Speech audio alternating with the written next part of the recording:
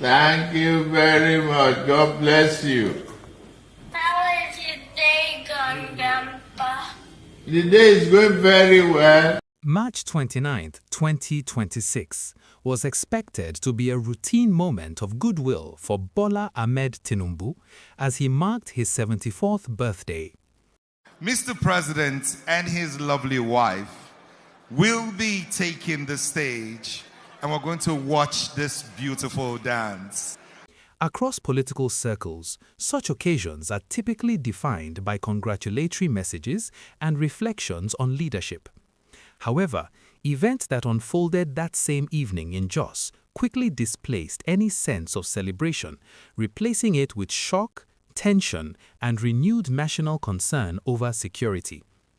At about 8 p.m. on March 29, gunmen reportedly stormed parts of Jos North, particularly around Angwan Rukuba and nearby communities. Witnesses said the attackers came in their numbers, some riding motorcycles, opened fire on residents in what appeared to be a sudden and coordinated assault. The shooting, described as brief but intense, caused immediate panic as people fled in different directions seeking safety. Reports from the scene indicate that the attack was not characterized by the burning of homes, but by targeted gunfire in open areas. Victims were said to have been caught off guard, with several collapsing at the scene before help could arrive.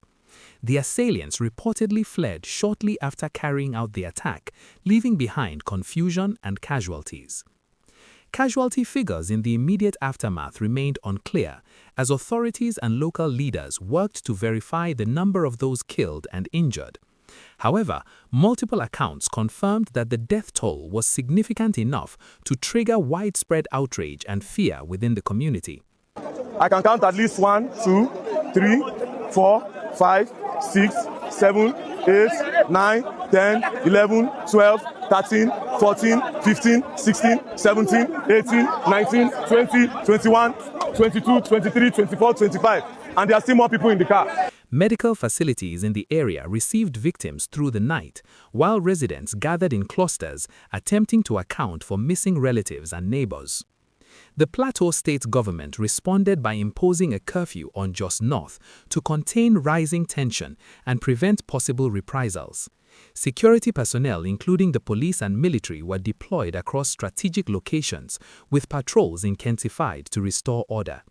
The move, while aimed at stabilizing the situation, also underscored the seriousness of the breach and the risk of escalation. At the federal level, Bola Ahmed Tinubu issued a statement condemning the attack and directing security agencies to investigate and bring those responsible to justice. The president's message, delivered on what would ordinarily have been a day of personal celebration, carried a markedly somber tone, reflecting the gravity of the situation. For many Nigerians, the coincidence of timing has proven difficult to ignore. A day meant to symbolize leadership and continuity instead became associated with yet another episode of violence. Analysts note that this contrast has amplified public scrutiny, turning attention away from ceremonial observance to the persistent realities of insecurity.